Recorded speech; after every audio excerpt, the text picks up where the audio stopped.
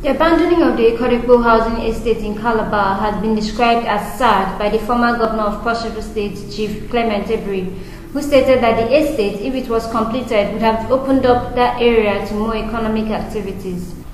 Chief Ebri, who made this known while speaking to journalists recently, revealed that his administration had acquired the property from the federal government in 1992 for $2.4 million and had developed it to the stage it is now. What happened was, soon after I assumed duty as governor of the state in 1992, I was approached by one of our sons, who was then one of the top officials of Federal Housing Authority, Elder Etan. Yes, he informed me that these estates across the entire country were up for sale. The ones that Shagari started, he started them before it was toppled, and they were all abandoned at the stage that they were at the time. In the case of Cross River State, we had some at foundation level. Some of them were at maybe a little bit German floor level, just like that. There was nothing that actually got beyond the window level. Okay. And they were up for sale. So I asked him whether they were selling to government or to individuals. He said anybody could buy them. I said, how much? There were 54 buildings uncompleted. He said 2.4 million.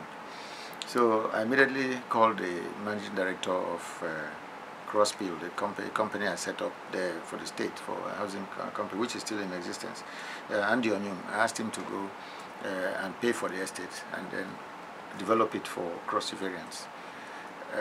Up to the time I left, we put in about 15 million. So at the end of the day, about 17.4 million was what saw that estate to the point of roofing and all of that. We had, in not 3 months, we could have completed it. And I was even planning to tar the roads and put a big satellite dish to serve, occupants and all of that.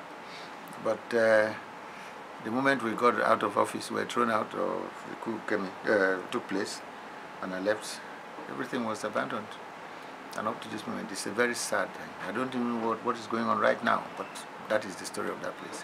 17.4 million naira up to that stage. I could easily have bought it for myself. I mean, what was 2.4 million? So, some urchins that are living in the... Yes, that's it. That would have been the place by now. Even people were saying, Ikot. I know even the transportation service and all of that would have boosted the economy around there. But it has been abandoned. It's very sad. I can't stand abandoned projects. And that was why that cultural center, which was abandoned from 1975 up to 1992 when I took over, I completed it.